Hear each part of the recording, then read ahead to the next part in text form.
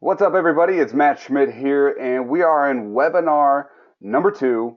This is going to be a much more structured webinar. We're going to be walking through the introduction to the decline stage. And this is just a webinar to help you get into the mindset of what we're doing here as far as taking a product, introducing it into the market, growing it, scaling it, whatever you want to call it, but pushing it out there to as many people as possible. And then, in the maturity stage, everybody has seen this before. You're going to get copied. You're going to get competition introduction into the market. If you're selling something unique, somebody's going to try to rip you off. It happens. But we're not going to care at this point, because if you follow the steps here, you're going to be so much more targeted. You're going to have all this social proof.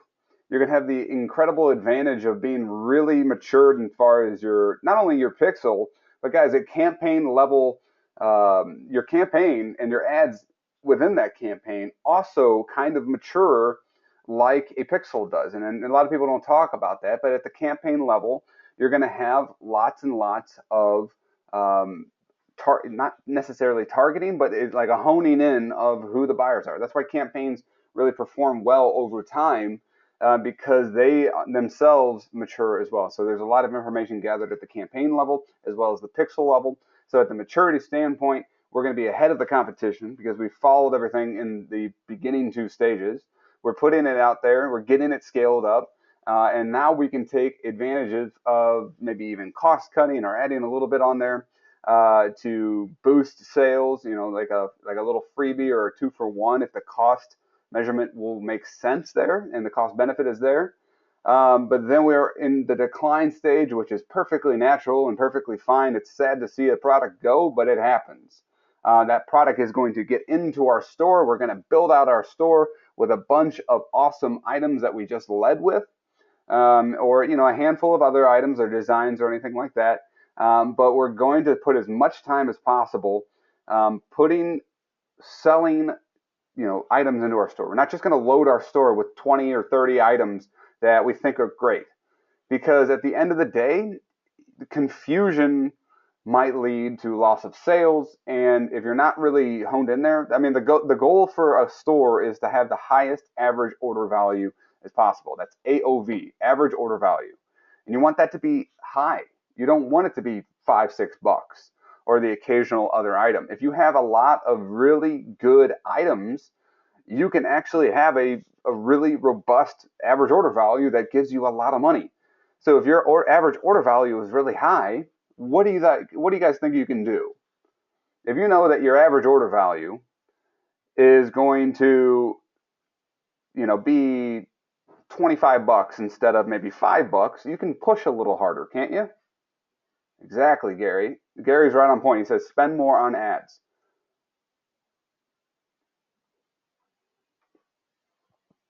Awesome. So everybody knows that's like one of the biggest benefits for a funnel, right? If you have a funnel, you can sell something on, like the front end at a really low price, because then you're going to sell them something else, an OTO and an OTO and OTO and so on and so forth. So you know how much ultimately the average order value is of a person going all the way through the funnel. So then you're not just selling. I mean, you could spend $10 to sell a $5 front end item. And that's kind of what we're doing with the store. It's a little different. You got to be a little bit more sensitive. But, with average order value of you loading up related products, making sure that your lead item is just leading in somebody to shop a little bit more.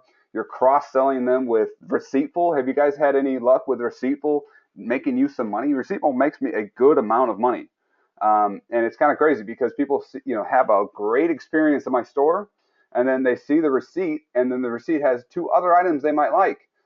We have a great, and guess what? They're going to open it. They're going to open that email because that's a receipt, right? That's the beauty of that Receiptful app. That's why I recommend that for you. And then, email follow-up sequences is something that we're going to add into the course here too. I have the recommended rare.io, which, the setup and everything, they can take care of you. But we're going to talk a little bit more in the next webinar about kind of like an email strategy that I would recommend for you too. That's been pretty good for us as well. So is that something that's cool? Would you guys want to see that in the next webinar? Awesome. So kind of walking you through the steps. That's why this course is going to advance over time. What you got initially was a core set I wanted you to get up and running. And then all that other stuff is really secondary because, guys, guess what? If you don't have traffic to your store, what does email even, I mean, like, what does that help you? If you don't have traffic to your store from day one, what does an email autoresponder do for you? It doesn't do anything for you, right? So Receiptful is a great one. Rare.io is a great one. And that's really the two, and an abandonment cart, obviously, you really need to help as far as emails. But that is the two the three that I really recommend as far as follow-up sequence and of some fashion, right? An abandonment cart is a follow-up sequence. Abandonment cart protector, or abandonment protector. I keep combining two apps in my mind. It's abandonment protector, and that's going to help you with a, hey, you left this in the cart, and you'd be surprised how many times I get a response from people on that app that say, you're right, I did forget to buy this. I got busy and I missed the opportunity to buy it. Thank you for emailing me. If somebody's asking Rare versus Clavivo or something, I recommend Rare for a reason, right? Because that is the one I would recommend in that scenario.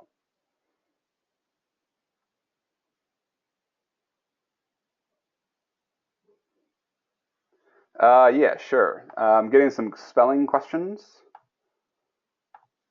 These are in the the course, by the way, guys. But we will cover again. Rare, whoops, IO. Don't ask me why it's an IO. Receiptful.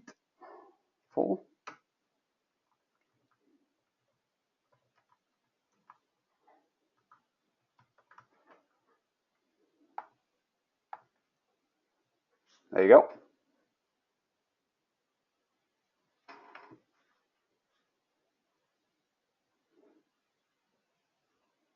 Everybody quickly get those.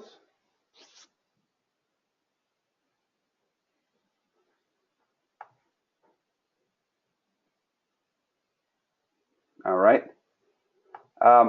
If you, I don't know how to, hold on one second. We're having some people with the audio problem.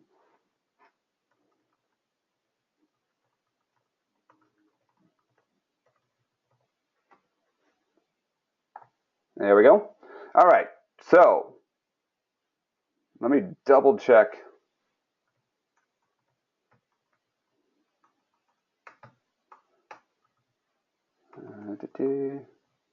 How is everything else going, by the way? Give me some insights. Not, oh, by the way, we got a lot of screenshots in that competition. If you haven't watched the first webinar, we have a competition that I will pick later on tonight. You still have time to email that address that I sent out, and we want to get you to have screenshots of your first sale or screenshots of additional sales that you made using the system that we laid out in the course. We have a lot of people that responded to it. It's really cool to see everybody's screenshot. One guy submitted hey, he hasn't been able to sell using a website conversion ad, and then he used the system, and he's got like, I think it was like 170 website conversions, straight website checkout conversions on his site. So that was pretty cool to see. So if you have anything that you need to do to get that into, I mean, you still have some time if you want to try to win that contest. We are doing a contest that ends tonight, $100 in each one of those categories.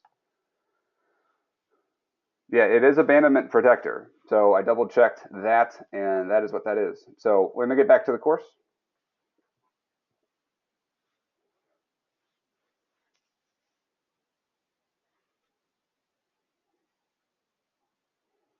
All right. Yep, they're in the training. Under the video, the apps are in the training under the video called apps. All right, let's get into everything, okay? So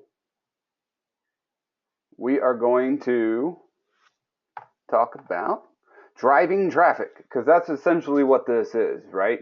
So the thing I think that separates this course on the surface from other courses is that other people don't really spend too much time in driving traffic and what you need to do and when.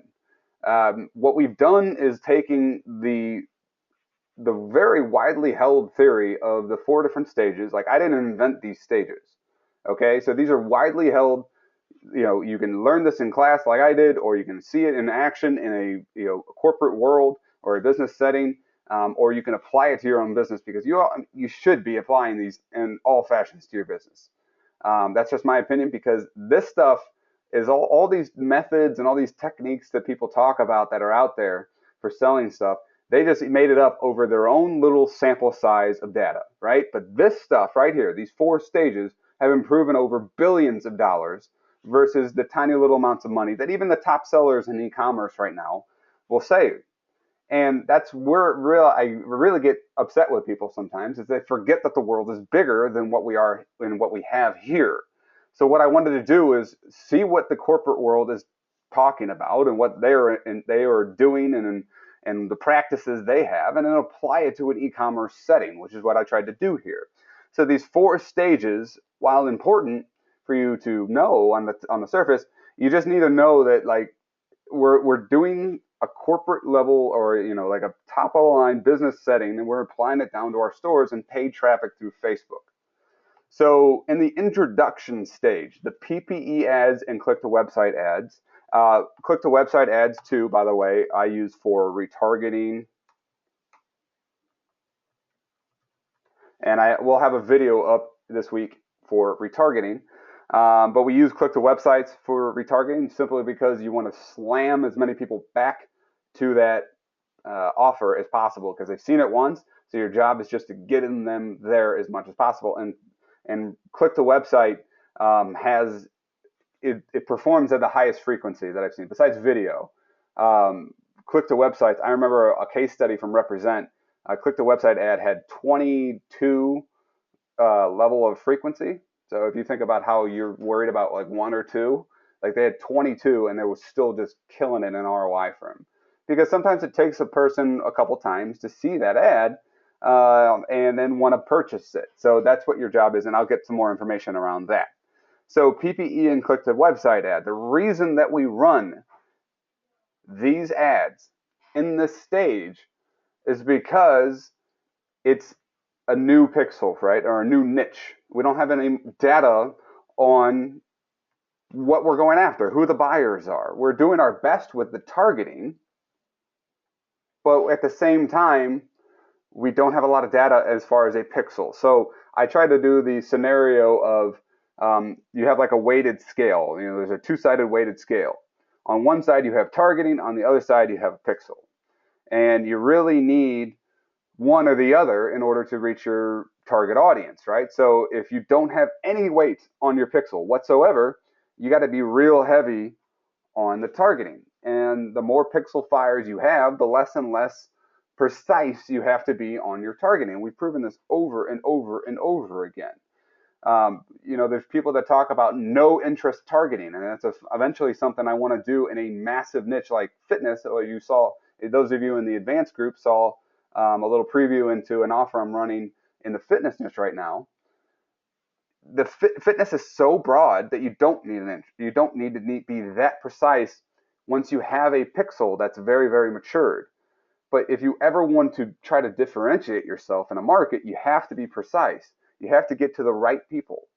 And just starting to snowball your pixel fire after pixel fire after pixel fire is where we like to go. And then eventually you will get the sales. Now, a lot of people have been, and I've even seen it in the comments here so far, they'll talk about how I have low PPE, I've spent $5 and I haven't made a sale yet. There's a lot of factors that go into play with PPE.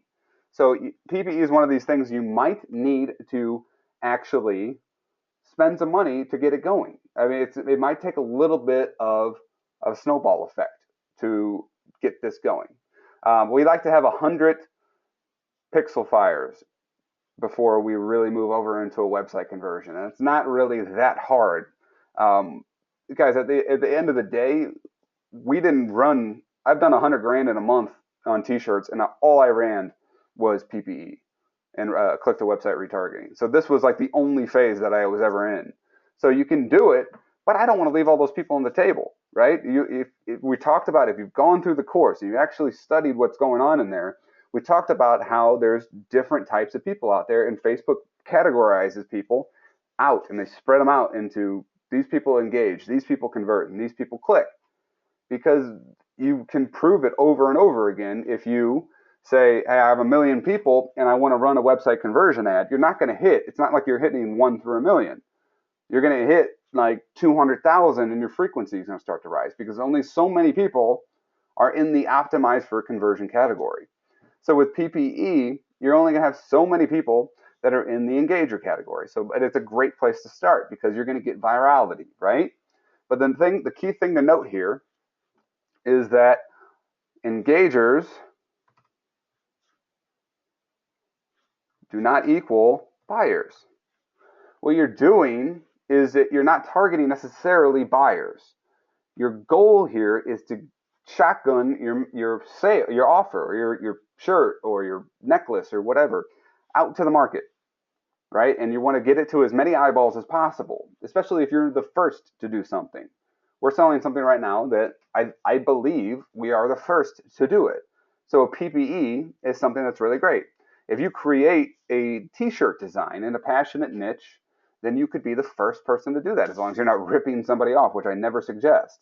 So you can have the first, and that's why PPE works so well. You got to be passionate. You got to go after somebody niche that has a little bit of passion behind it. Firefighters are the example that I use. Nurses, I sell in all the time.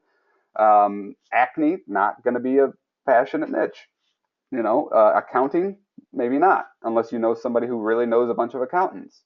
You have to think about if this guy hits the share button, are a lot of other like people going to see this item too? And that's where you're going to get those low PPEs, a lot of engagement. That's why sports, don't do it if you don't have the license. But if you have the rights to do, if you're doing like Teespring's NFL program, you can make a good amount of money with a PPE ad because it's everybody, like a Cardinals fan in St. Louis. If I hit the share button about a shirt that's a Cardinals shirt here in St. Louis, everybody is going to like it and comment on it because everybody here is a Cardinals fan. If I do it for internet marketing here in St. Louis, I think there's like 3 other people that I'm aware of in St. Louis that would be able to see that ad and know what I'm talking about. Okay? That's just like a general local. Not I'm friends with like 1,000 people on internet marketing, so that doesn't really apply to me. But a local thing, that's what I would be trying to infer to you. So engagers do not equal buyers. But why do we run these ads? Well, again, we're doing the virality aspect of it, but you have to have a certain number, a certain kind of thing. And I got recently hit up with somebody. He's saying, I got great engagement. A couple of things you need to be checking is your call to action, CTA, call to action. Is call to action is strong? Like, buy here now, right? It's clear. You can see it. They know where the link is. You put it in the comment section below too, right? Be the first person to comment on your post. Say, click here to buy. So if people scale down or scroll down to go comment on it, they can see the buy link again. Because if you do that on your mobile phone or sometimes on your computer, your link is going to disappear in the fold, right? So that's the first thing you want to do is your call to action strong. Are you priced too high? Actually, let me go right back here. Check your link clicks. So go into the reporting, rewatch the video if you need to figure out how to find the number of link clicks. So if your call to action isn't strong, you generally won't have a lot of link clicks. That'll also tell you if your design, if you don't have a lot of link clicks, if you have a strong call to action, you don't have a lot of link clicks, you might have a message that people resonate with, they really agree with, but they don't like the design. And this is going to fit more into the t-shirt side of things, which I think anybody should be selling on their Shopify store. There's no reason not to sell t-shirts if it fits your niche. But that's going to be a clear indication there. Okay, does that make sense, guys? Give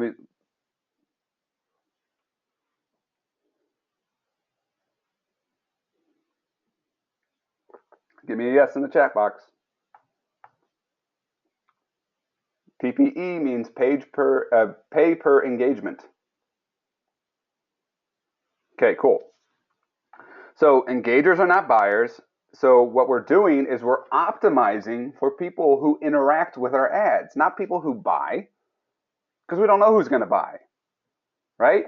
We have no idea who the eventual buyer demographic is. Just because you're precisely targeted doesn't mean you know who the buyer is. You could have a broad interest where there's tons of buyers, but the pixel is ultimately what's going to lead you to those buyers, right? So we need to utilize the other types of ads. I'm going to move my mic down here real quick. We're going to utilize the other types of ads to make sure that we're going after the people who are at least engaged with it. You have a good chance that if you can hit somebody who's real passionate about it and who's, hey, I love this. I'm going to hit the like button. I'm going to comment on it. That person might also buy too. Also limit your call to actions. I said this in the course as well. Limit your call to actions to 1. 2 max. I'll put it there because I've actually had some increasing performance with 2. But the first one is always buy, right? Buy it here. You're telling them this is a for sale ad. Don't just try to get them to tag and comment and all these other things that I see or rate it. Like, who cares about the rating? I understand what your ultimate objective is, but if it's an engagement ad, they're going to engage with it if it's targeted. And guess what, guys? There's a like button already, there's a comment button already, and there's a share button already. But there's no buy button and there's no tag button. Tag is the only reason I promote tag is because A, there's no button, and B, that I've seen that so many times. Not just be one comment, it'd be like 2 or 3 or 4 comments because the friends go back and forth with each other. That's a lot of eyeballs that get to go back and forth, bump it up the news feeds and get some more eyeballs that are on there. So tag is something, if you're going to have 2 call to actions in your ad description, buy below that, tag. Okay? Then if you're getting a lot of clicks to your website, but you're not getting sales, are you priced too high? Now, let me put this into perspective. What's a lot? What is a good for my more experienced people here?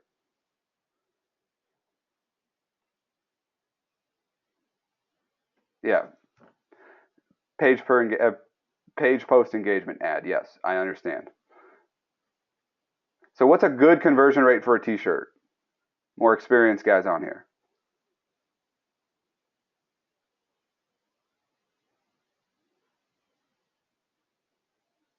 There we go. 6 to 8%. Gary's right. I mean, you could bounce around that, say 7 to 10, 6 to 8%, perfectly fine conversion rate for a t-shirt, for a lead item t-shirt, right? Overall store conversion rate probably going to dip a little bit below that and still make you a killing, right? So we're talking about like a mid-priced item here, having a 6 to 8% conversion rate on your lead item, the one you're pushing traffic to, is very good. You'll have a good return on investment for a mid-priced, a $20 to $40 item that you have a good margin like a t-shirt on. So if you're worried about how many link clicks does it take for me to get there, then just do the math, right? If you're going to have a 6 to 8% conversion, how many people does it take for you to achieve that conversion, right? If you're just having 1 out of 5 people, if you're having 5 link clicks and you're expecting a sale, that's not going to be, that's not going to be it, right? That's not enough. You need more. So you're going to have to understand and expect that the link clicks are ultimately what you're going to need to look at to see where the gap is, okay? Because if you're not getting a lot of link clicks, you're never going to make a sale. And if you are getting a lot of link clicks and not selling, then are you priced too high? Also, this is where retargeting is going to come in really handy because I start retargeting right from the get-go, right? Because all these people that are checking out your site will eventually, the ad will get activated once it's ready to rock. It's not gonna hurt you to put it on right away. It'll sit there. It won't show until the audience is big enough, and then it'll activate, and then you'll start getting people, the first in people, back to the site, right?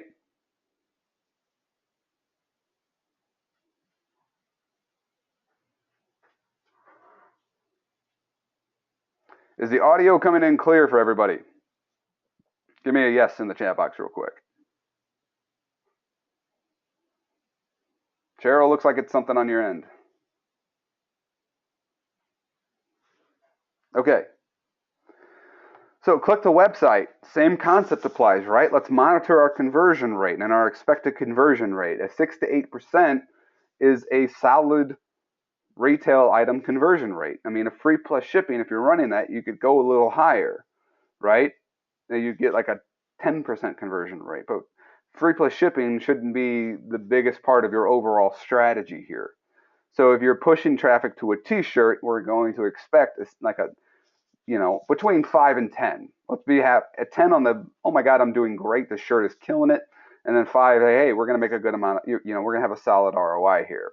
A shirt, a physical product, something in the $20 to $40 range, because it's more about the price point here versus the actual item that's being sold.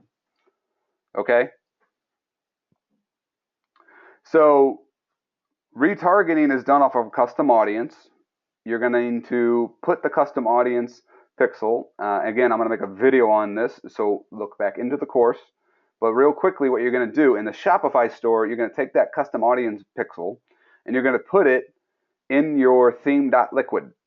So it's going to take a little bit of savvy here. That's why I wanted to make sure that we get 100% the easiest thing for people to follow. I didn't want to lose anybody. So that's why we're taking a little bit of time here with the video. So you put it in the theme.liquid in the header section. Easiest thing to do here, guys, if you're getting lost, you can ask in a group, yes, but you can also, I guarantee you can Google adding Facebook pixel, a custom audience pixel to Shopify store, and something will come up. But we will make a video on this as well, but I just wanted to cover that. So that's going to gather information on the people who come to your ad via Facebook. Then you can then retarget them by adding them in the custom audience section of your ad. And I'll show that probably when we go over the shoulder. Okay, so click the website is also great for an ad as well. I know a buddy of mine who the number one thing that he runs, regardless of where he is running click to website ads. Just the niches that he's in and the things that he does, click to website link ads are just number one thing for him. And that's fine. It's part of his strategy. What I'm showing you here is how they fit into mine and how I think that they can fit into yours. Okay? So click the website. I also introduce in the introduction stage. The reason being is that you're not using the pixel to optimize, right? You're optimizing for clicks, people who are most likely to click. It has nothing to do with your pixel. We're in the tracking stage in this point, in this ad and the PPE ad, to gather information on our pixels, which you can do, and we'll probably do it over the shoulder to go show that as well. But I think that's in the course too. So you're tracking conversions on your pixels. They're getting the information in there, and eventually we will get to our 100 sales. Okay? And that's in 100 pixel fires. And that is going to be our starting point for the next stage.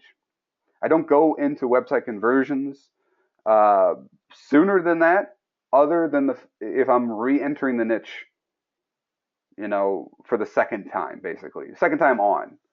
So this example here is what we do in the first run into a brand new niche. Just before I keep going, how are we doing on the introduction stage? Give me a 1 if you're on the same page with me right now.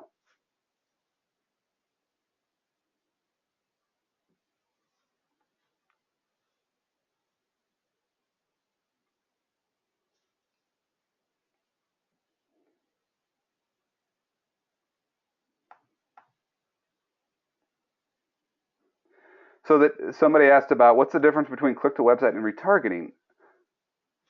Your click to website is an ad type. We use that ad type for retargeting. At the same time, we do it for general targeting. So when you do something called retargeting is basically when you're in an ad and you're adding information. In this part, traditionally you'd be adding like an interest and some demographics, and then you launch an ad towards that information. You're going to negate all of that stuff in a retargeting ad and basically just target the custom audience that is created off of visitors from your ad or from your store or from your sales page. It is you use a click to website ad to target traditionally and to target and to retarget. That's kind of a tongue twister.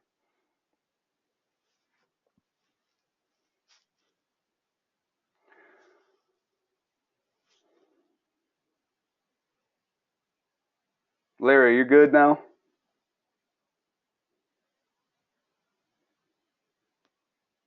Do I have a website for each store? I'm not sure what you mean there. Do I have a fan page for each store? Yes.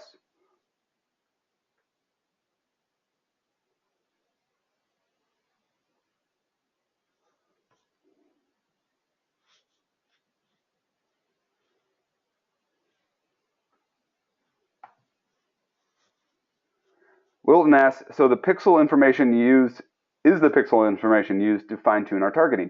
Yeah, so essentially a pixel is Facebook's way of doing, like gathering information on their end in order to, know who you're going after. That's why we do, if you go in Trackify, if you learn all his trainings, he recommends niche pixels because eventually if you're in a niche, like I recommend that you build a store out around a niche. There's no reason in my mind that you wouldn't.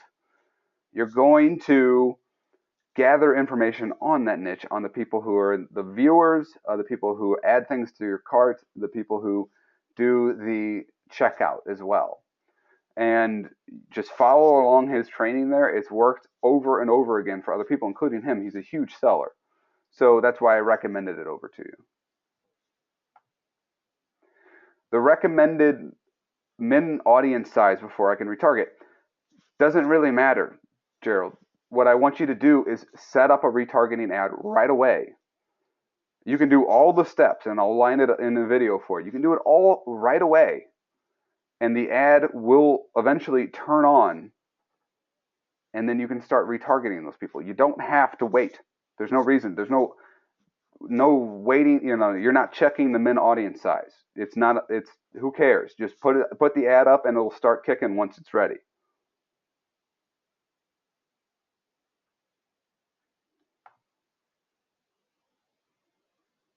Steven, I want you to do 100 conversion pixel fires. Does not matter about the other stuff.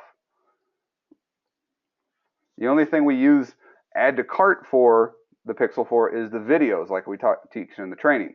We need 100 conversions.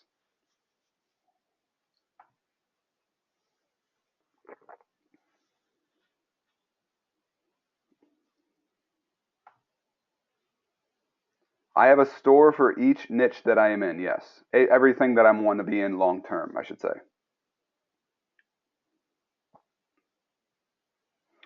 And the suggested theme as far as free themes, we talked about this in the last video, is Brooklyn, like the city.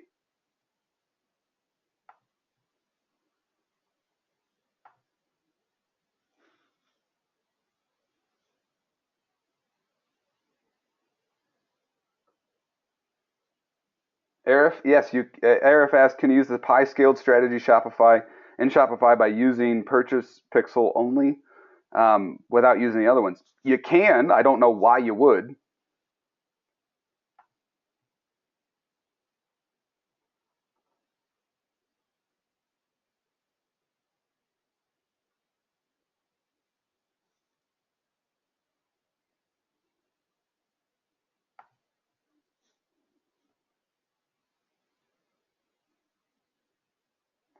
Gerald asks, checkout pixel doesn't pinpoint to the exact product, right? Since it's tracking the thank you page. No, it's not like that. It's not gathering information on your page or your item or anything like that. It's actually gathering information on the building. It's basically building a profile. Let me step into real quick what I think will help some people here. So Audience Insight tool we're all familiar with. I teach it in the course. Basically what a pixel looks like. This is my theory, all right? So stay with me because I have no real proof of this other than the fact that is Brooklyn a password? No, Brooklyn is a theme.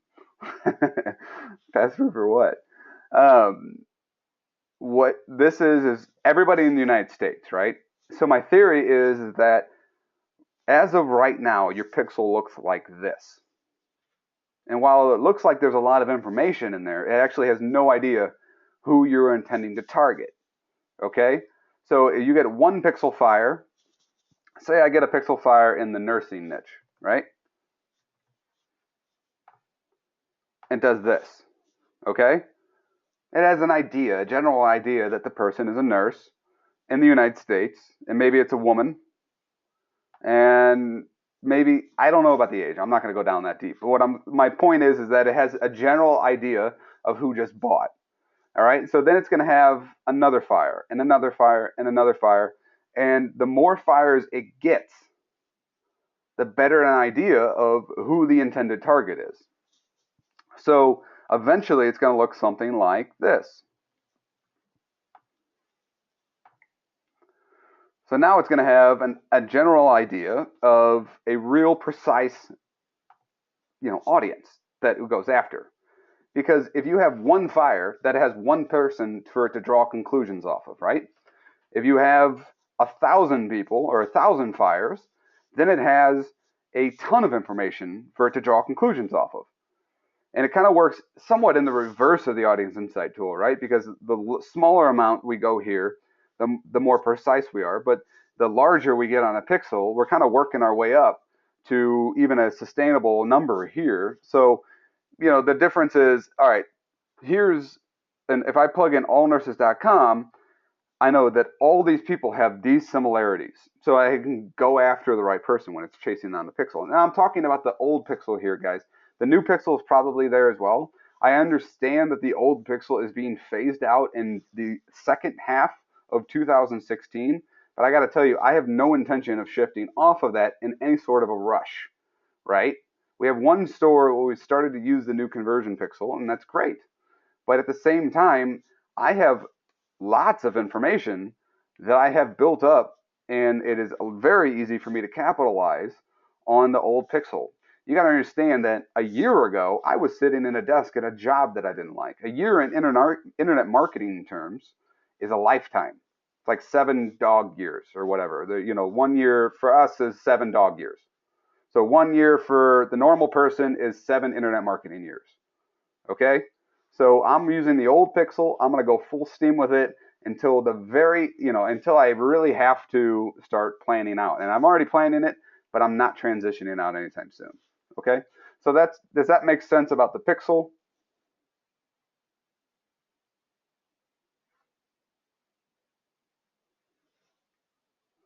Give me a yes in the chat box.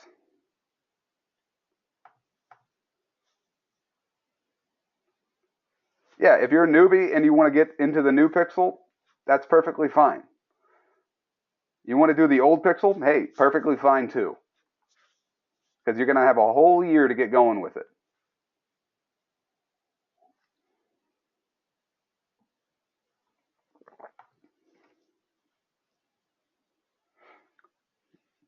After 100 pixel fires, is the new data used as a website conversion interest?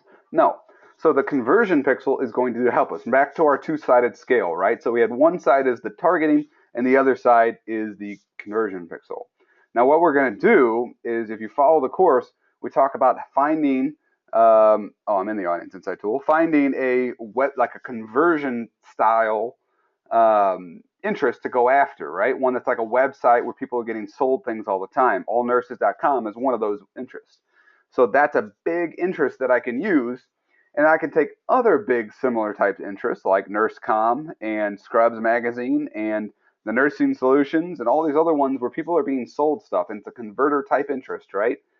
And I can use those all in one ad. And I can push traffic to it because the pixel is going to help me find the right person. And now I'm targeting interests that are very similar to the pattern of a converter, right? So that I'm looking for more people in this audience because they've shown a tendency to be those people that hop off websites, right? Because that's how that interest got built. Allnurses.com is not a good Facebook marketing page. It is a great website, right? Fire equals a sale. Yes, sorry about that.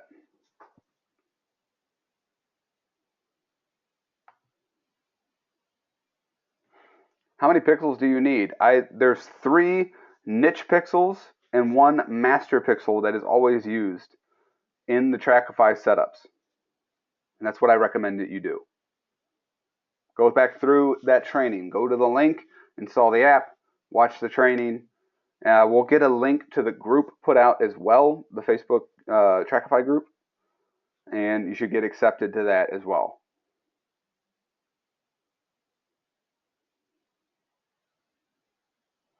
Pixel equals add picture? I'm not sure what that means. I always use my pixels when targeting, but I'm either using it as an optimization tool or I'm using it to track sales. Okay, so let's go back over here. So in these 2 ad types, in PPE and click to website, I use 1 interest only, the biggest interest and the highest affinity interest that I can find, and I only use 1 at a time. So I can have control, right? Because we need to have control. So we're going to have control of our audience, and we're going to be able to turn off an ad that's not performing, okay? When I get to this stage, to the growth stage, and I use a website conversion ad, I'm lumping converter type interest or website type interest, whatever you can find in the niche, and lumping those together and using the pixel to find the right way. The reason that I can do lumped interest here is because of the pixel, because you're optimizing on a pixel. The pixel has more information about who is going to be the buyers because of the introduction stage. You have no idea who the buyers are when you optimize for engagement or you optimize for clicks. You're just letting Facebook push to the people who are considered engagers or clickers, and you're hoping those people buy. So if you have single interests, you can cut off the winners and losers. Okay, does that make sense? Give me a 2 in the chat box.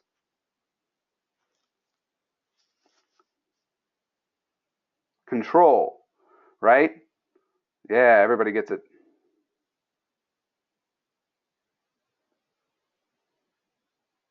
Jedix, what's the issue? Jedrix. Exactly, Carl. Give the pixel a chance to mature. That's why it's called a mature pixel.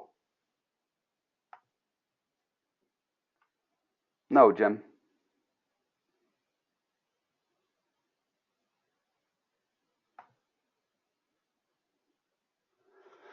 There's a couple things at play here, and Jeremy, I think you're getting confused a little bit. So there's a pixel, which is an item that tracks conversions. And then there's a custom audience, which is an audience built around website traffic. So there is now a custom audience pixel that does a bunch of fancy things that you can install and then track the conversions, right?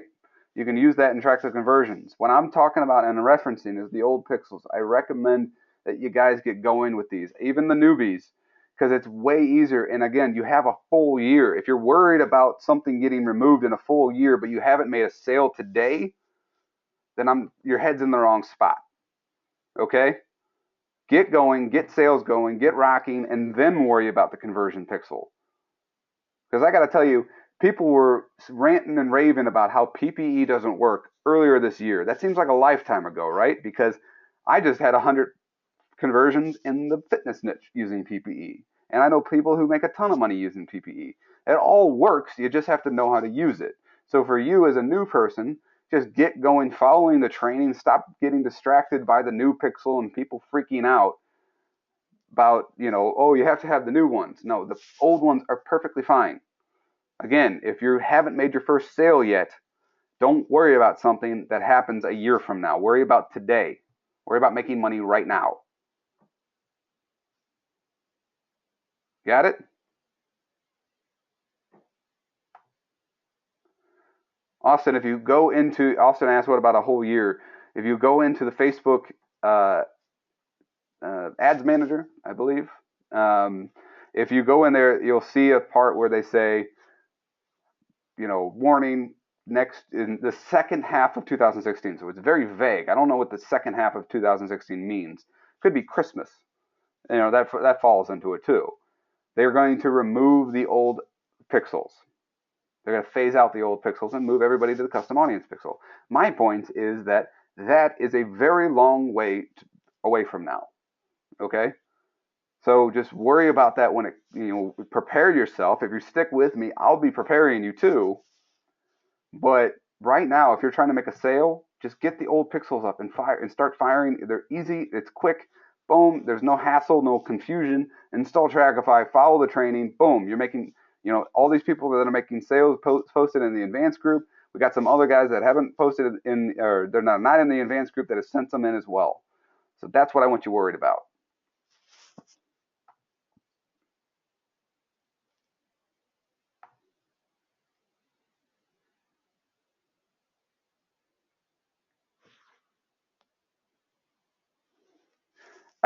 Carl, I just answered that, man. All right, so we're going to move on. Growth. Notice what I have listed here. This is the scaling period. This is where everything's going to be shooting up. A product's going to be hot. You're going to get to this point. If you haven't gotten to the scale period yet, you will. You have to stick with it. You have to launch. It's not going to be a magic bullet. You might have to do, I can't even tell you how many t-shirts. I've had thousands of t-shirt campaigns, and a lot of them have failed. It's not, and no business is going to be a magic bullet. Anybody trying to sell you something like that is crazy, right? You're going to have to spend more money than $10. You're going to have to spend more money on creating a business. But this is a business where it's a very low cost of entry versus almost anything you can find. Because I was looking at opening, there's a GNC type store here in town, and looking what it takes to franchise it. It takes like 150 grand down right away to franchise something. And I was thinking, I've created a business and driven 7 figures in sales, and I actually started in debt when I did it. And I didn't have, I started with $20 and then $30 and then $40. Anyway, besides the point. Just persistence is key here, guys. Be patient, keep going, process after process, implement the process, keep selling, move on to the next one, kill losers, don't have emotional attachment, and let's keep pushing on. So when you get to the growth period, you notice that I'm still running PPE, I'm still running click to website, and I'm now introducing the website conversion ads. We already talked a little bit about this, right? We're going to talk about how we're going to use the combined interests, and you're going to have a pixel at this point. You use the checkout pixel here, the checkout pixel, not the add to cart, not the anything like that. I've split tested this over thousands and thousands of dollars. The thing that works the best for me, and I want you to test, is using the checkout pixel. Okay, not the add to cart here. That's why we want the add to cart being built up, because of video ads that are in the next step. So the checkout photo post is the thing that's currently working the best for us. Use the 1200 by 1200. Looks exactly like a PPE ad. But you are going to position it differently, right? You're not going to be asking for tags. You don't care about tags. You're not going to be asking for any kind of call to action other than, here, guy, buy, you click this link. Buy it now. Claim it here. Things like that.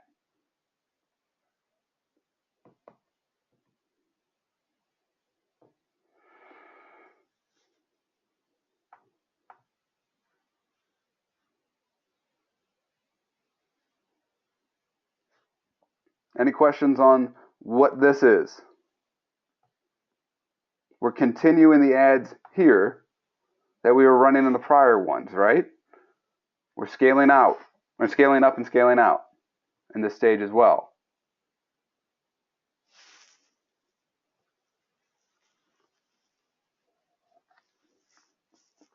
100 pixel fires is when you start this. Or if this is your second your second run around, you can do this as well. You can enter website conversions in the introduction stage because you have a matured pixel. These still work very well, guys. People make lots of money with these. Website conversion ads are only going to work. They optimize when you set them up. They ask you for a conversion pixel. What happens if you don't have any fires on your conversion pixel? Can't run it, can you? We had that somebody in the advanced group post that. The recordings will be posted in the membership site with the other recording that's currently up there in the resource tab. Tracy asked a great question. Will track if I tell you when you get 100 pixel fires? Yes, it will. He actually added that feature. You don't use a pixel for a PPE ad or a click to website ad. That's why we run them. You actually add those pixels in the tracking part of your ad, but we don't actually optimize for the pixel.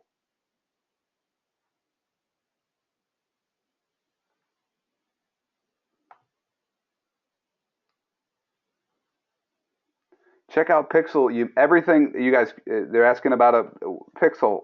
Again, per niche, you'll create a KPV, an add to cart, and a checkout pixel. And then they'll have a master checkout pixel that you can use and leverage against all those other 3 pixels. Go back through the training if you're still having trouble with this, because we talk about this. Jim, you gotta give me more information. I can't just. I don't know what you're talking about. We have a lot of people on this call.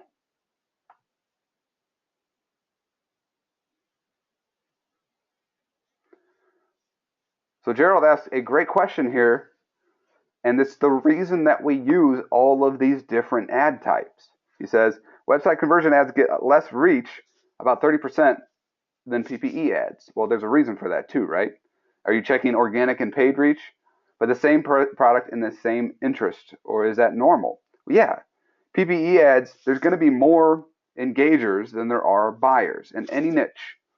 The reason we use all these different types, and I'm telling you time and time again that you have to use all these different ones, is because if you use only one of them, you're going to be leaving people on the table. You're going to have tons of people that you never reach because they don't fit in the optimized for converting categories. So if I'm just targeting a website conversion ad and I just go after website conversion or optimized for conversion people, converters, what about the engagers and the click to websites? Because here's the rings. All right, so draw in your mind, draw a ring, a very small ring. And there in the middle of that ring is buyers. Now I'll draw a ring around that ring and put clickers. And then one more ring around that and it's engagers, right? So there's more people in engagers, there's more than there are in clickers, when there's more clickers than there are buyers. And it's just people who are optimized for buyers. I shouldn't say buyers and converters, optimized for converters. There's people in every single one of these types that will buy from you. But Facebook deems only so many people as converters, clickers, and page post engagement ads.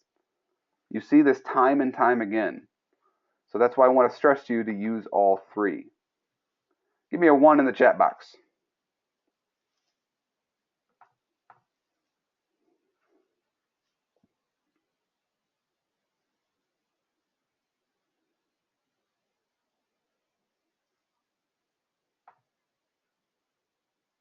Yeah, Carl says that Facebook does so much work for us. They really do, because guess what? They really want your money. I mean, that at the end of the day, anybody that thinks that Facebook doesn't want their money, big or small, is completely wrong. They're a business and they have shareholders. They want your money. That's why I never stray outside of the audience insight tool other than, Googling something, because that tool is the best tool. I'm sorry that an internet marketer cannot create a better tool for finding interests than Facebook. Facebook doesn't, Bo, what percent does Facebook take? It takes 100% of whatever you spend on ads.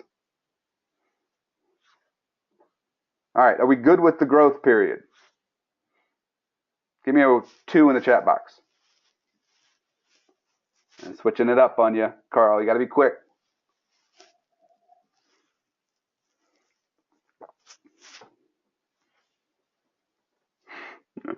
Oh, now you're putting a 3 there.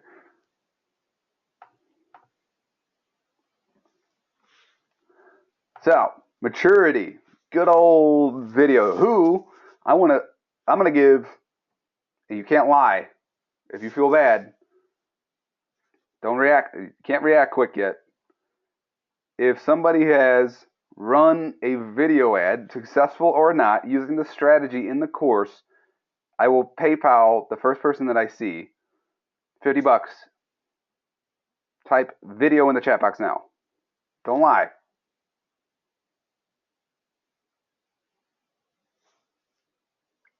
Dean, hell no. What does that mean?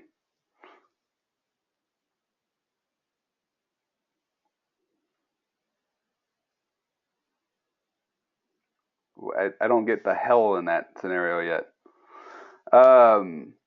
Awesome. So Kent was the first person that I saw. Kent Hovland. If we're friends on Facebook, go ahead and PM me your PayPal. I'll shoot you $50. So you got to be on your tail here, or on your toes, I guess is the right one.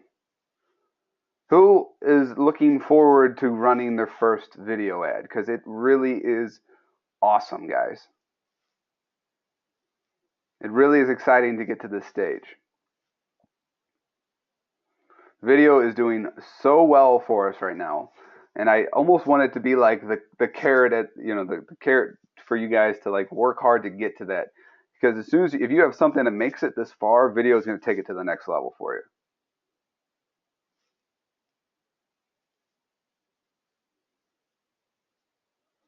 Yes, Alex.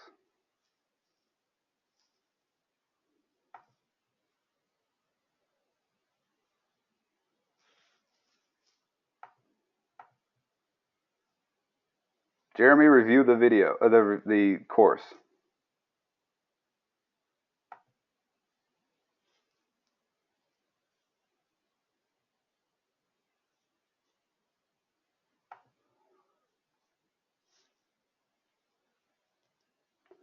Gerald, review the course.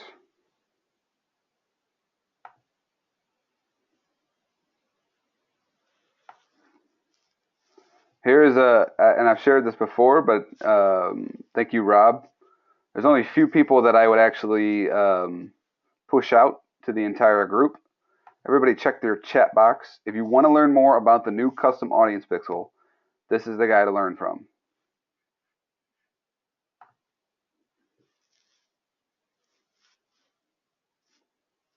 Bo, review the course. Go through the course. Oops, you did spell it wrong. Where is it?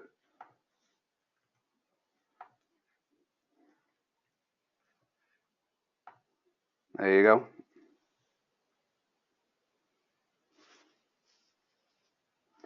Guys, I've made over, the last time I counted it, it was 70 grand with a video that I made on my phone.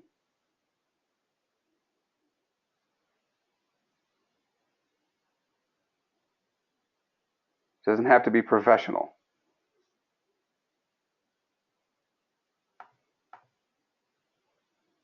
Well, try it out, Chris. I didn't make a sound.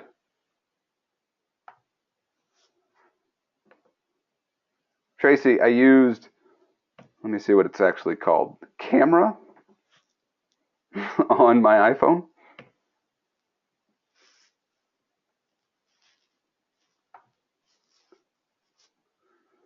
Straying off topic here, guys. I'm not going to answer the random questions. All right. So I put in John Loomer's upgraded. Thank you for that, Rob. And we're going to get back on to point here. So we're continuing to run each one of these, scaling up to our ceiling and down, scaling out to new interests and trying to find things. We're also adding lookalike audiences here. If you're at a point where you don't understand what a lookalike audience is, go back through the training and understand what we're going for. There's a lot of training on there. I don't want to cover it. A lookalike audience is key for you, though, and understand the sizes and how it relates to your niche. It's going to be a case-by-case scenario. So the example that I give is there's 8 million nurses in the United States. So it doesn't make any sense whatsoever to make a lookalike audience in the United States that is more than 8 million. No. But if I had something like Christians, I could make a lookalike audience that's huge because there's a ton of Christians, way more than what's the max? 19 million. There's way more than 19 million. Look, but what's important for you to understand is when you're making a lookalike audience, you have to understand that you're having Facebook take, okay, say you have 100 pixel fires, and now you want to make 100 people turn into X number, right? If it's 1.9 million people, that's a lot to stretch out, right? And there's going to be a lot of similarities in 100 people that it could, base other kinds of factors on, right? It doesn't have to be, especially if you do something like Christian, they're going to have other likenesses.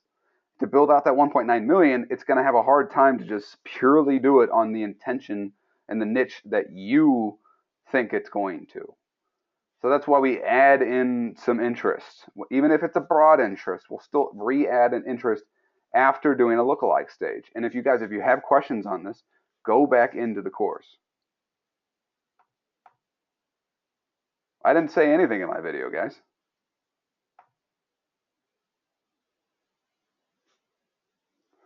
So there's two links. Rob, if it's wrong, I'll try to find the right one. But it looks like pretty recent. I haven't clicked on it because I don't want it to open up. So everybody understand what the ceiling is. There was a big part of the course that was this, talking about the ceiling. Everybody understand that. You're not going to, not how every ad is going to, now give me a 1 in the chat box if you understand what an ad ceiling is.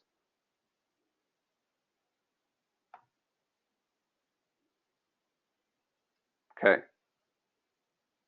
So an ad ceiling, what that means is that every ad is going to have a maximum budget that it performs at.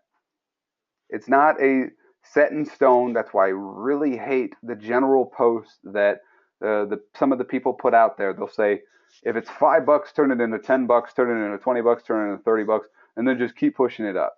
No, it's not that easy. You have to monitor it. You have to track your ROI and then scale back. I'm sorry if that sounds complicated, but guys, this is how you make money. So you want to push it to only where it's optimal. So, take a little note. Say you write down $10 and then say, okay, at the end of the day, I sold 3. All right. So, and maybe that's a t-shirt. So $15. So I spent $10, I made 45. Okay. And then I'm going to bump that up to $20. And then maybe I sold 3 that day to 2. If it's kind of trending down and not performing as good as it did at a lower level, which is perfectly possible, then back it down and scale out. Scaling up is only going to get you so far. You don't want to push it too far. And you're going to track this stuff over 3 to 4 days, guys, not day to day. You want to track it over a course of 3 to 4 days. Day-to-day stuff fluctuates too much as it is. Monday is a really crappy day for us. Tuesdays are killer. We're having a great day today.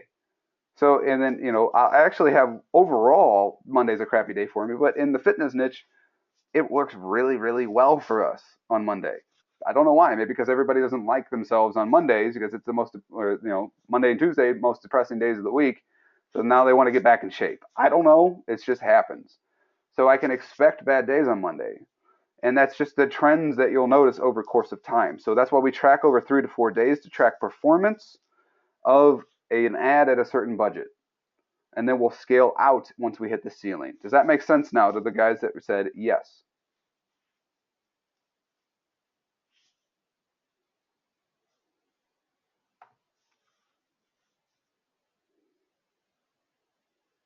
Yeah, Carl says 3 to 4 days is fast, way faster than waiting months to see SEO results. That's why I got out of SEO.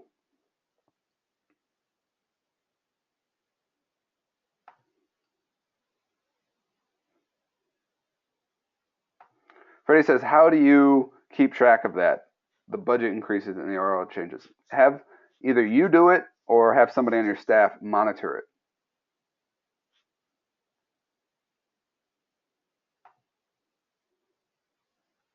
I have no idea. Someone said online marketer says backlinks are dead and SEO is dead.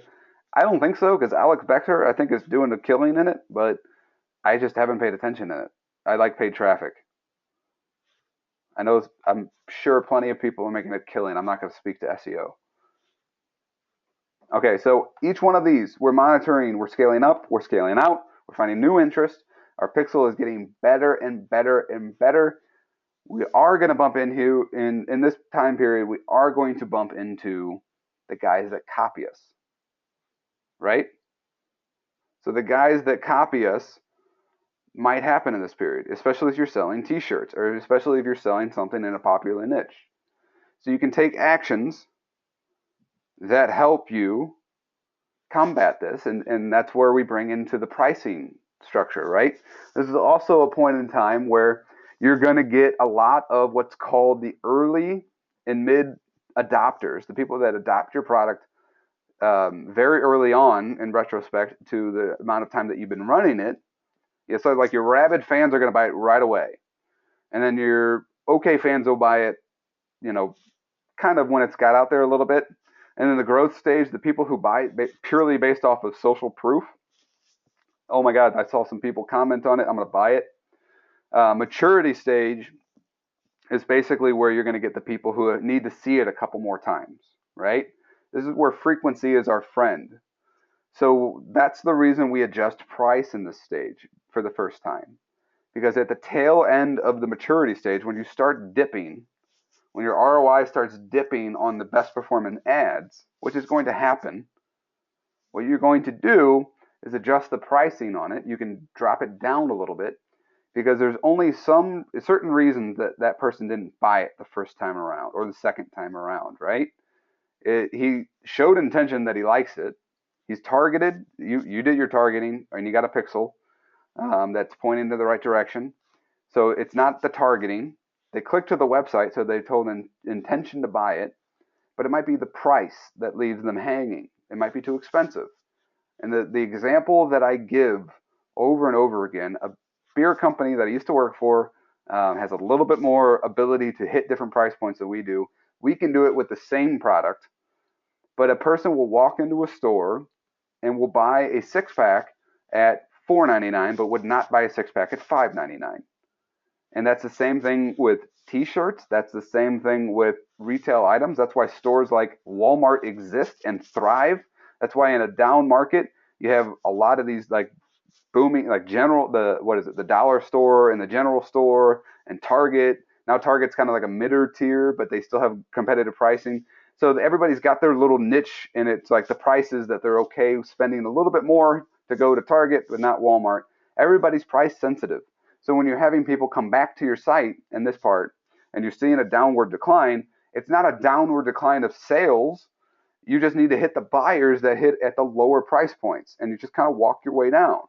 Sell more, sell more, sell more, sell more, sell more. I'm making a hand movement like you can see it, but at this price point, sell more. At this price point, sell more, and keep walking your way down. There's a perfect example. Go back into the training and review it of a necklace that I was selling. It was just a cheap little costume style necklace that we positioned really well in the market, and we put it out there. And I sold a lot at $9.95. I sold even more at $7.95, and a lot more at $6.95. I probably should have done $8.95 in there as well, but it's just a way to, because my margin was still good on the product, and I can keep my conversion rate high. I'm maximizing the amount of sales that I get within my, say 1,000 people. So keeping the conversion rate high by dropping the price point is something that you can do. Now, I've been talking a lot, so I want to make sure that everybody's on the same page here. Give me a 1 in the chat box. David asked a question, average time launch to maturity for a typical t-shirt offer. Completely dependent on the shirt and the size of the niche. There's no typical time. Just use the signals, right? So the signals are introduction, brand new niche to 100 sales. That's the introduction. 100 sales, let's spread it out. Let's growth stage this thing, and let's scale it out to the max. And then once you start seeing an ROI dip, or you start seeing some copiers and you start going over the hump and down, that's the maturity stage, and we're going to want to take some actions on the way down there.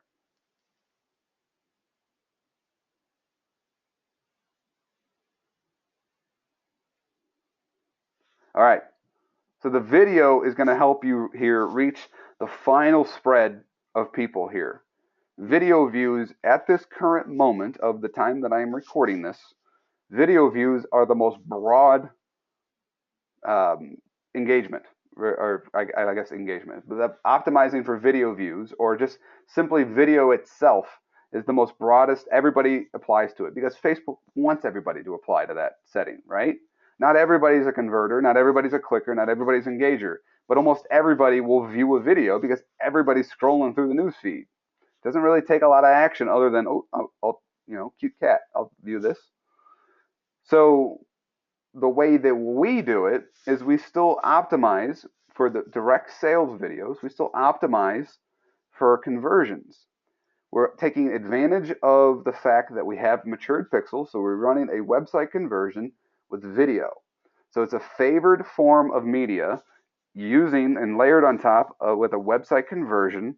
And then we're using the add to cart. My theory is the reason that I split tested over $20,000 worth of split testing between add to cart and click to conversion pixel. Add to cart worked for me the majority of the time. You can test it out if you want and have your theories. I'm just telling you what $20,000 has led me to do. So add to cart is the winner for me, and I think that the reason that it is it's a broader type of pixel in a broader media form, right? A broader ad type. So that's why those two have married up for me, in my opinion, and it's been working pretty well for us ever since. I don't say anything in the ad, guys. You go through the ad video again in the course and watch my video ad. That's exactly what I say. You don't need to say anything. We don't care. Get the point across, showcase the product, and then get the call to action. We don't need to add any trademark infringing music.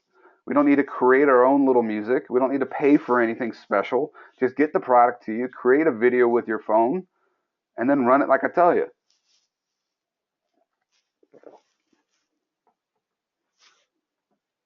So, decline stage. Really, it's the same thing here, guys.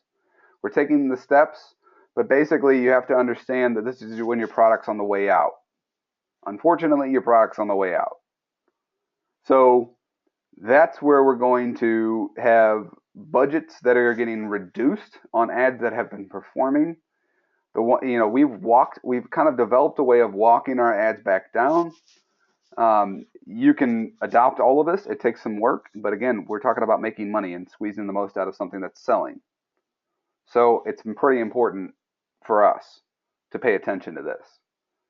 So we're reducing budgets and killing off the losers. You're going to have one by one, pretty much, or a handful a day of ads that you're going to have to kill off. Because eventually a product, it's not that the product is not going to sell, because this product you're going to go ahead and put into your store after this, into your catalog. But it doesn't have the cost benefit of using paid traffic to it. So there's a distinct difference, and this is one of the huge benefits of Shopify that you don't have on the Teespring platform or similar type, is that once you're done and once that shirt is no longer cost effective, their stores, quote unquote, are not really as good as a Shopify store, but once it doesn't become cost effective to run that single product anymore, that Teespring design is essentially gone. In a Shopify, what you can do is you can take that product and put it into your catalog. And we've done this with t-shirt designs that haven't sold as a lead item in over 2 years. We're getting tons of sales on now because they were good sellers. So we loaded our stores with good sellers. So they get the traffic in on the lead item, on the retargeting, on everything that we need to get people back to the store. Then they see an item that has sold well. It might be the first time they've ever seen it. But when you got to understand, when you're pushing traffic to a large group of people, getting it in their face, and you maybe you hit 1 million people out of a 3 million person niche. You have to understand now the majority of the people now have seen this item and they've either bought or they've shown that they're not going to buy. So it becomes not cost effective for you to run it as a lead item anymore. But it still will sell to those other 2 million people. Okay? Does that make sense, everybody? Give me a 1 in the chat box.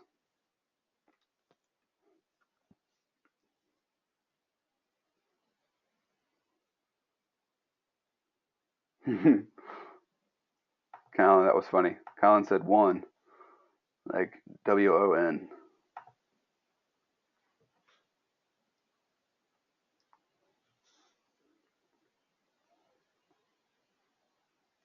Jessica, Jessica asked a question, what's the lowest priced product one could realistically push with this method while staying profitable?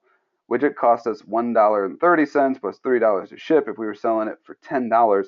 I said the lowest priced item I've ever been able to effectively sell was a $6.95 item on my store that cost me $1.50 to get landed on my customer's door. Now, you're gonna have to. The one thing that people don't tell you about free plus shipping, that wasn't even a free plus shipping, but it could be a free plus shipping. One of the things that people don't tell you about free plus shipping or something that's lower priced is, yeah, you can convert at a lot lower, but man, are you going to have to watch that like a hawk. Okay? Because their margin is so thin. That's a volume play. I understand what you're trying to do, but you can sell 1,000 of them to make $1,000. But you just got to be careful because that ad can turn on you pretty quick. The single most indicator of the stage, Gem, is that basically you're going to see it, and it's really going to be it's just going to be your ads are going to start performing less. Your sales are going to be coming in slower and slower, and the product's just not moving like it was, and that's really, it's almost like I talk about it like it's a depressing thing, but it's really not, because that means it was a really successful item and it did really well for us. Hopefully we made some good money, and now let's move something else in front. It sucks, especially if you don't have a backup, but at this point, guys, it's very important, everybody that's on this call, to have sustainability in your business. You should have basically a queue of products to bring into this life cycle of a lead item. Because if you do, then as something's on its way down, you can start introducing the other item on your store, right, or on your page, or doing the things in the beginning parts in the introduction stage. So when you have an item here for the first time, by the time it reaches here, I would have 3 or 4 items in the backup in the queue. So when you're reaching this stage, you can also be trying to get like the yeses, right? Do you like this item? Comment yes. Because this stage and this stage, you're not really reaching that big of an audience. So you're not going to worry about selling more items or overlapping or getting congested with your ads into the niche or so on and so forth. You're not reaching all that many people. You can get plenty of yeses and get plenty of purchases on the decline stage, and then never worry about hitting each other.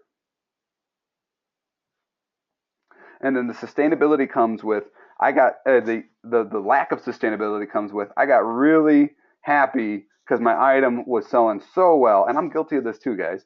I'm getting so, I'm so happy, I'm making so much money, and then I reach this item in this stage, and then it's gone, and I killed it, and I have nothing backing it up, and no money's coming in the door. It's almost like a dead stop.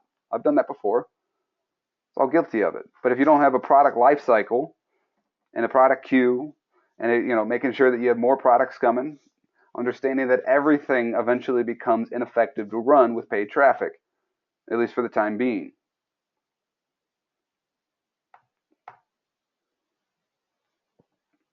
Do you have a range of months, years based on your experience? Like my own personal, how long have I been doing this?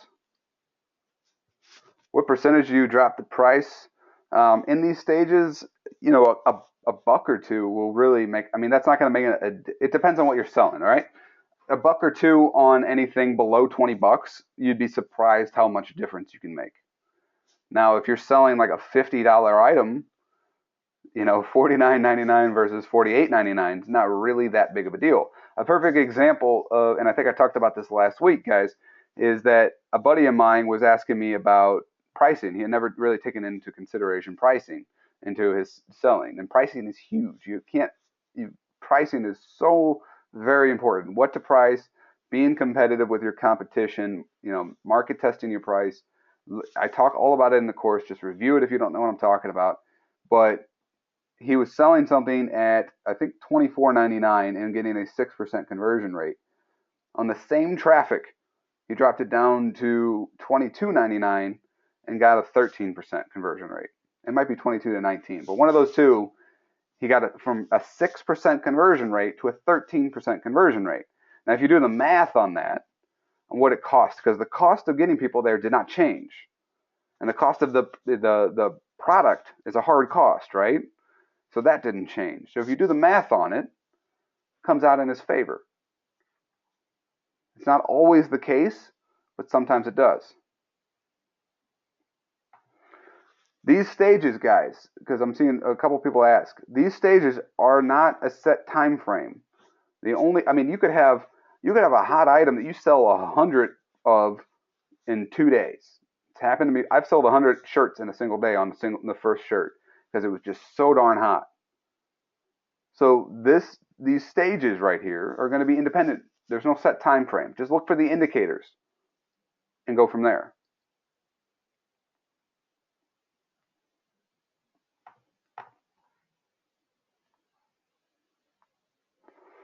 Here, Austin asked a very important question.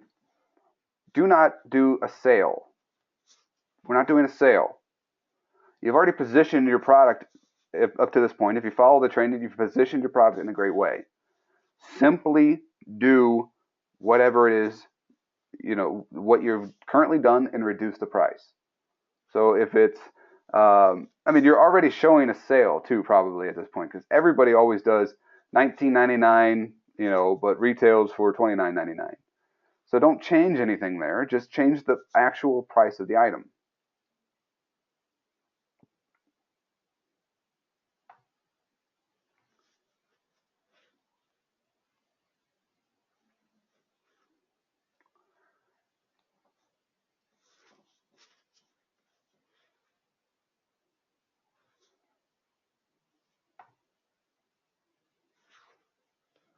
Alan asked a great question here. Do you recommend scaling back at certain times of the day? I do all my scaling, whether it's up or down, in the beginning of the day, based off of beginning of my day, just when I wake up or when my team's up, because I typically don't do it. But in the morning, like the 4 a.m. to 8 a.m. time frame, Pacific Standard Time.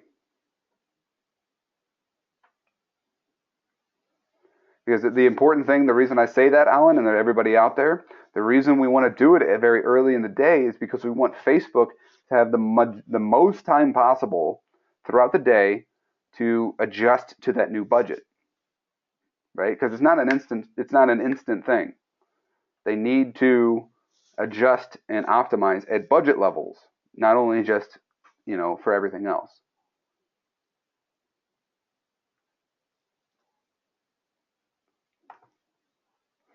Carl asked a question, ever succeed with price increases? Yeah, I have actually.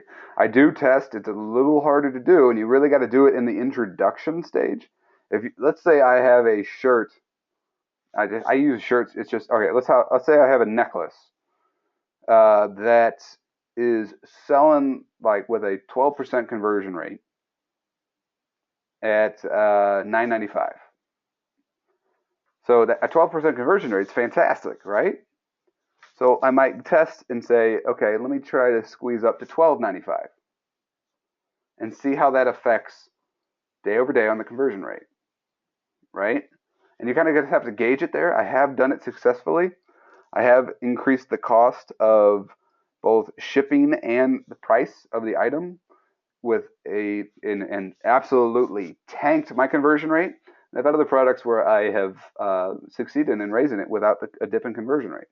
Or the math works out in my favor where If it was, say, 12 to 11, but the price increase was enough to justify that dip in conversion rate, then that's cool too. All right. All right, guys. So that is it. What I want to do now is just answer maybe questions for 10 to 15 minutes, if you have one. Try to stay on topic if all possible, because there's things like general or niche store. We talked about that in the last one. Let's stay a little bit more towards what we talked about today, and I'll try to see what I can do. Okay?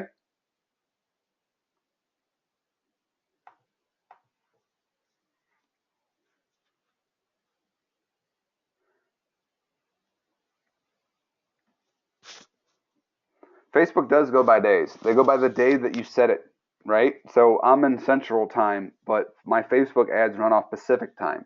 So when you say you give it $5 in a day, it's going to spend $5 in its day. This is where I haven't seen it happen so much lately, but those of us that have been around long enough, Facebook had this weird time period where it wouldn't show your ad for like 12 hours, right? So it's already noon, and this might be something you have $100 on for an ad spend. It's already noon, and then all of a sudden says, "Oh, okay, I need to spend some money." So then it spends $100 in 12 hours versus 24 hours. Or the real bad ones is where you spend, like, you say you have that same budget, $100, and then you spend $20 out of that, and then it's 5 p.m. and now it's got $80 to spend in that shorter amount of time frame. So when it does stuff like that, it's really bad because they shotgun it versus being precise, is my opinion. Now they've gotten better at that. This is like a little bit a while ago, but at the same time, I don't like it. Yes, the replay will be available in the membership area under the resource tab with the other webinar.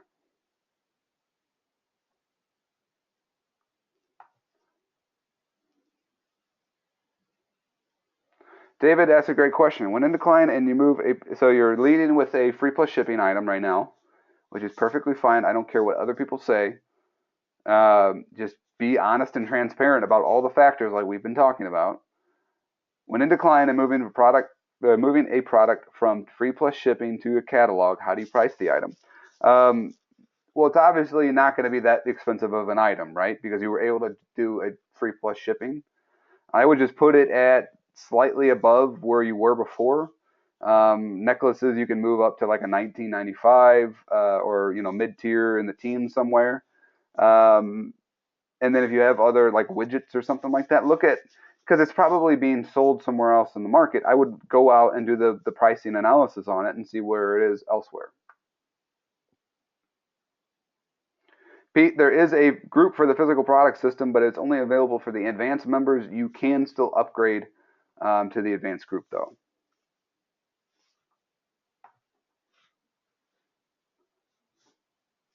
Jem, yes, you do. Andrew, I love Boost Posts.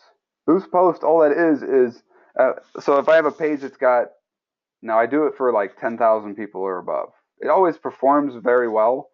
But if I have a page of, like I have one of my pages that is 75,000 people, a Boost Post will get ridiculously good engagement because it boosts to the fans of your page who you know are targeted because they like your page, and then the friends of that. You can do the friends and kind of like the friends and family plan. So the fans of your page, and then the friends of those fans, who more than likely are probably, depending on the niche, are probably really targeted as well, right? Not only is it great, I love Boost Posts. Um, it's just I've made a ton of money using the Boost Posts. Boost Posts are typically and I talk about this in the course. Boost Posts are typically my PPE ad that I talk about because I've already done the research, and if I have a big enough page, like I said, like a 75,000 person page, and then their friends, that's going to be a lot of people. And I can run one separate of that, but I can do that in the scaling out period too. So yeah, can't say enough about Boost Post. Jay, look at the video section of the course, and you will see all of the answers for that.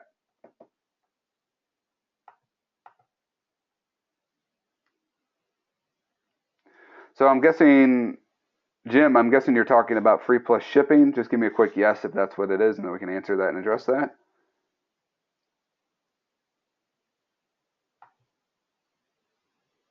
Kent, I already accepted your friend request.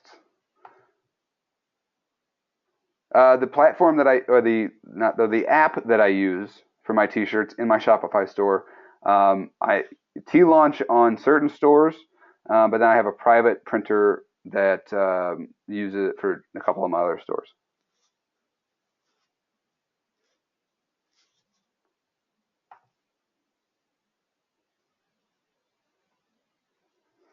Colin, check out the resource section, man. There's a product fulfillment video in there.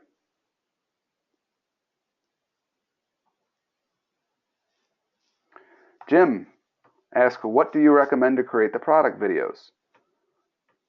Your phone.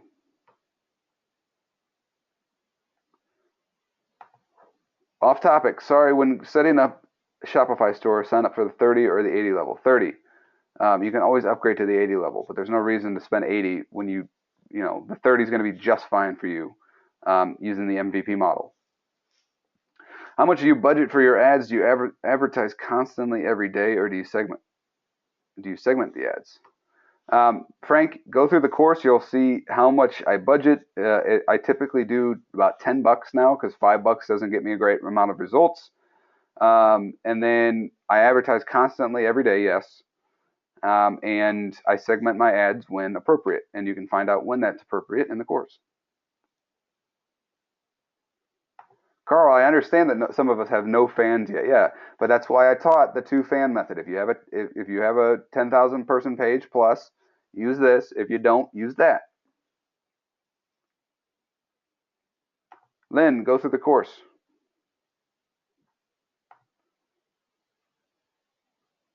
When do you start using your VA to start Facebook postings? Immediately. As soon as I create the fan page, list her on the fan page, and then she starts posting. If you have a new page with no fans, is PPE still effective? Abso-freaking-lutely. All of my pages were built by PPE ads for the most part. So yeah, you can't do a boost post. You have to do a traditional PPE post out to the public. Jeremy says, I'm offering a free plus shipping. What is the starting and maximum shipping cost set for $3 for a less than $3 product and experience? I will sell what I can get money for. I mean, I will sell it at a price that I can get paid for, right? If my customer is willing to pay $9.95 for my item, then I will sell it at $9.95. Because the market will tell you if you're charging too much. And that's why I talk about your conversion rate and optimization and things like that.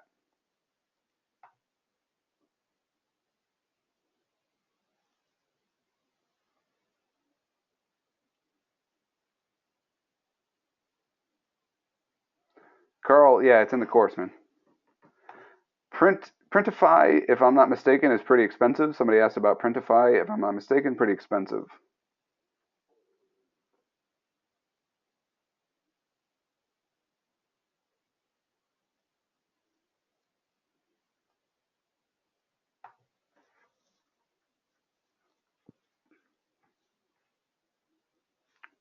Do you single interest on your click to website ads? Yes. It's because you're not optimizing on pixel.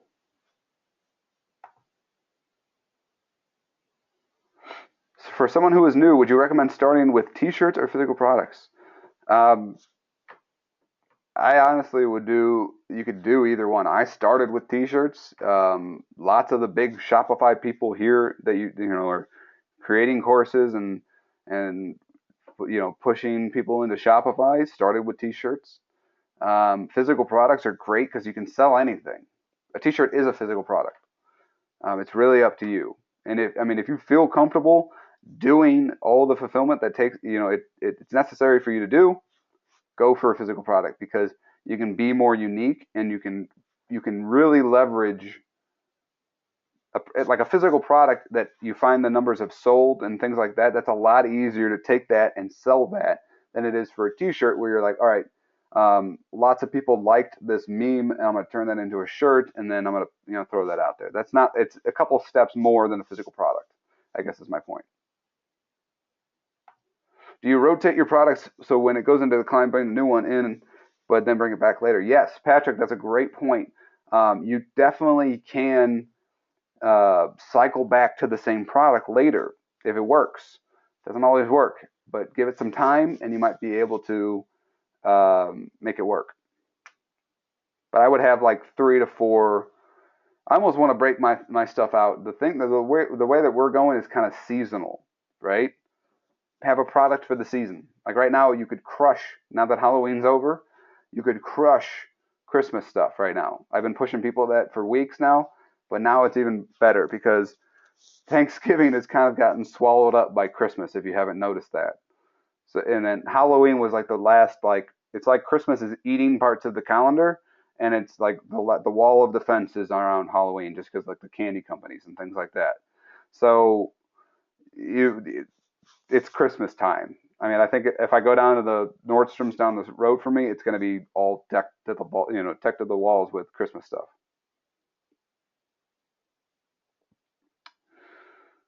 Do you run dark post on the page mostly? What do you find most effective? I run post on the page.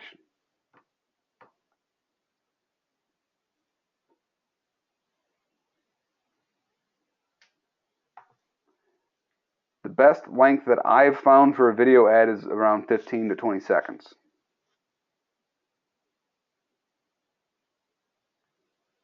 Dark posts are basically unpublished posts that don't reflect on your fan page.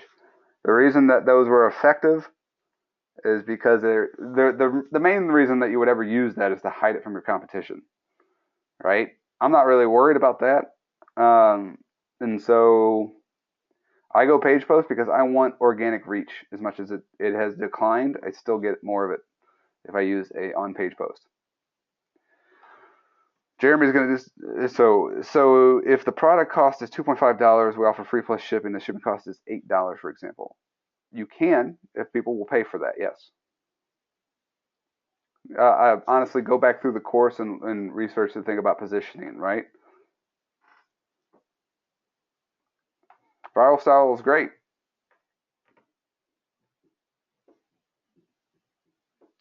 How exactly would you go about picking a hot product to sell for Christmas? The same way I would pick anything, any kind of product. So if you're a firefighter, search Christmas firefighter instead of firefighter. That's kind of a vague statement, but you know what I mean. Dark posts are hidden. That's why they're called dark posts. Somewhat hidden. Lego, I would not sell anything Lego. Lego is a behemoth of a corporation. It's like messing with the evil mouse. Just don't do any kind of knockoffs. I don't know why I was saying Legos over anything else. Don't do anything that's a knockoff.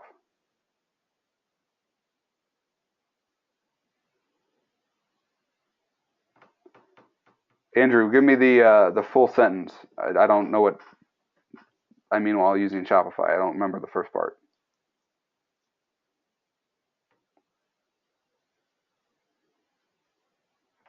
Is the only way to sell t-shirts without sitting on inventory through T-Launch? Uh, no. I mean, if you're using this platform, if you're going to use like Viral Style or Teespring or Gear Bubble or something like that, you can do that and never have inventory ever again.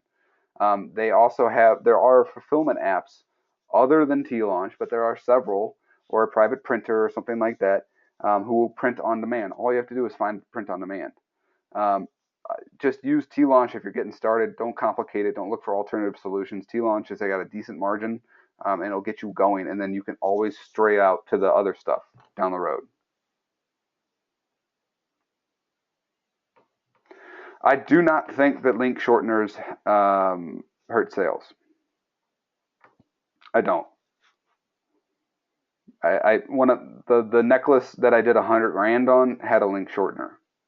So I mean, I guess you could say I could have sold more without it. I don't know.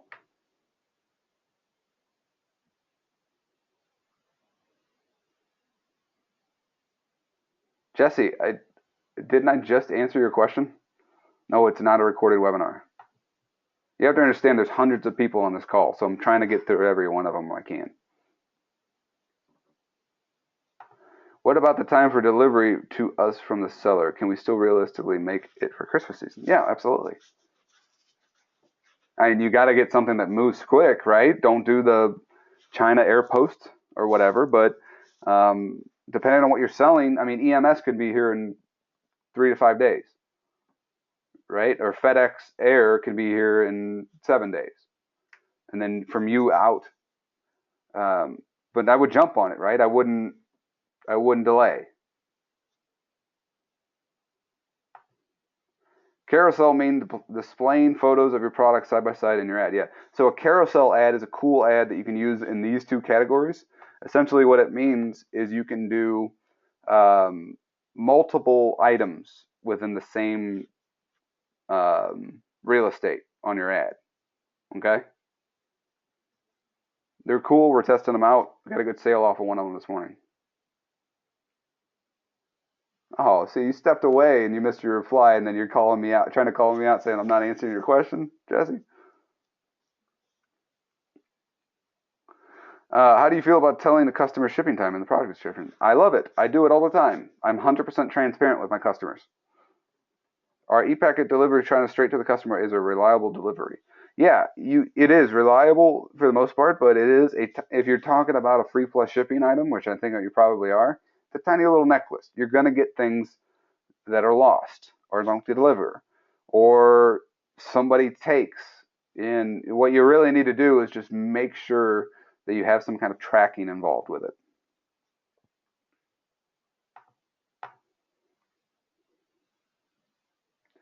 Uh, so a question about the $100,000 necklace that I had. Did you buy 25 to 50, then 200 to 500? So I was basically cutting orders every like 2 to 3 days for a while, and then um, what basically hold on one second. I reread two different questions. So 25 to 50, yeah, 50. So basically what I was doing was cutting a PO, a purchase order, to an AliExpress person, kind of in the midterm. We were doing kind of like 400 at a time. And then eventually I was just having my guy send 4,000 at a time. Or 2,000, I'm sorry. We had a couple orders of 2,000.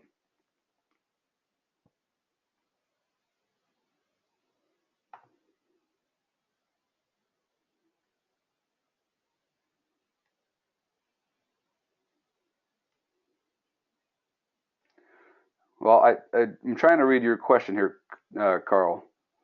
Says carousel gets dramatic increase of 30 to 40%. What does that say? What is increasing? And Pat is a former student of mine as well, so I trust what she says.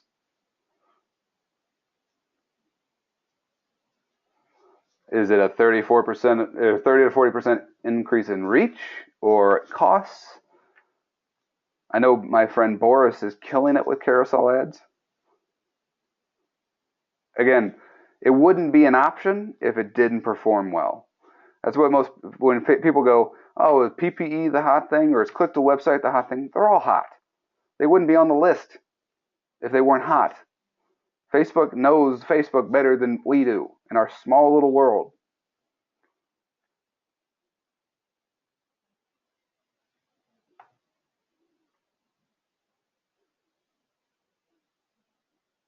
Cool. I'm going to be testing more.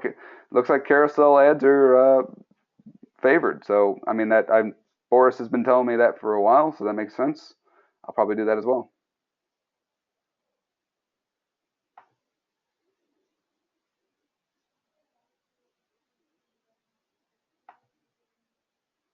Yes, Nick, you could.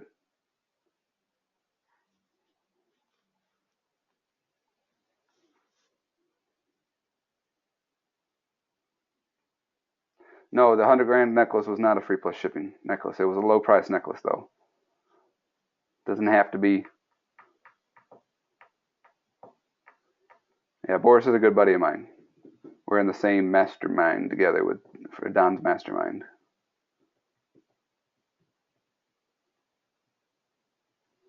Might have to do a video on carousel ads. It's really easy. If you go and set up your website conversion ad, it's going to ask you, or click the website ad, it's going to ask you, do you want one image or do you want multiple images?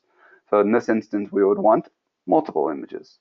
So it's probably just favored by Facebook at the current moment because they're trying to be, if you haven't noticed, a lot of the changes that everybody's been so upset about have actually been about Facebook trying to adjust and become a selling platform. Does anybody notice that? Give me a 1 in the chat box. See how many people are still awake here. Yeah. It's only good things for us. Facebook, all those changes over the last, I've lost track of time because of the launch. But what, 2 months, I'm going to guess? I'm going to guess stab in the dark. 2 months have been for the better because they're actually trying to become more of a selling platform. You know, we have lots of cool things coming like one-click shopping inside of Facebook ads that are coming.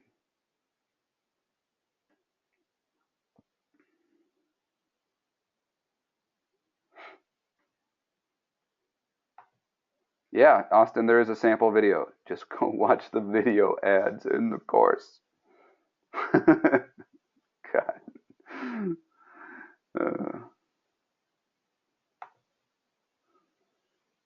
Are you better off with several individual fan pages for each niche, or using a general page to sell everything from a general page brand? It's your end goal, Brian. What's your end goal? Are you trying to brand yourself, or are you trying to push traffic to your store? So it's the method. So in my mind, I'm trying to brand myself. Maybe not officially yet, but if I have, you know, a one, yeah, for if I'm guessing you're trying to do a general store. I do niche stores because Facebook performs the best when I push traffic to niches, and I want a high average order value. So I want everything in my store. I want my guy to get into my store and be like, "Oh my God, everything's for me," and make it as easy for possible for them to buy everything. I want them buying everything. We've had a couple orders over the last day or so. We have had 4 in this new store over um, 4 in this new store over 150 and 1 over $200. That's the kind of stuff that I want.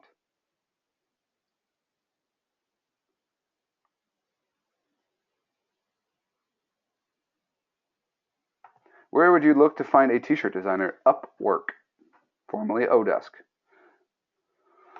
All right, guys. No, Bo, I'm at the whole store. They bought tons of items in the store. So that's why I build niche stores, and so I lead them in with a lower price thing or a really hot item, and then they see, oh my God, everything's for me, and I want to buy everything.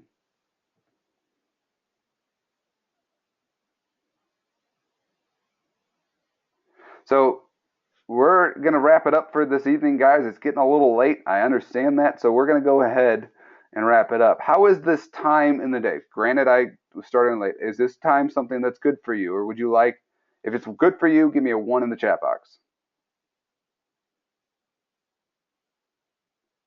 Awesome. All right, so we'll keep it this here for Thursday. I'm also going to run another contest.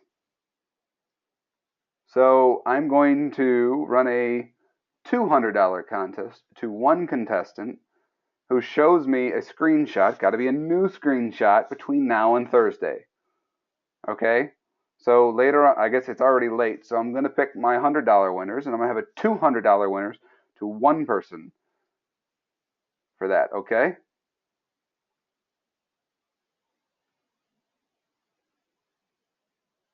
No, this is being recorded. Just try to implement something, try to get something going. We're just looking for one sale. It really doesn't take too much to get one sale. Screenshot of a sale and then send it in. I'll send another email out to make sure everybody has an idea of what's going on. So that is it. We'll see you on Thursday. I hope you had did you have a good webinar? Give me a 2 in the chat box real quick.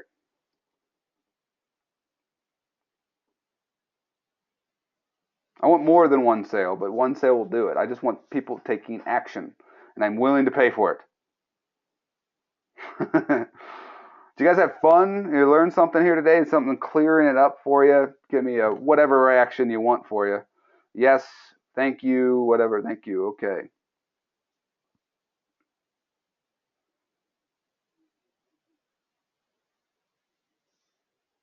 Awesome, guys. Well, we're gonna wrap things up next call, and we will be always active.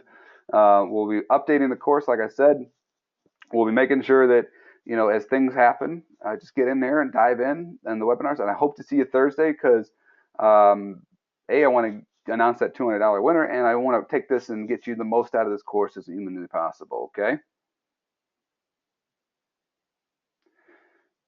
All right. Cool. See you guys on Thursday.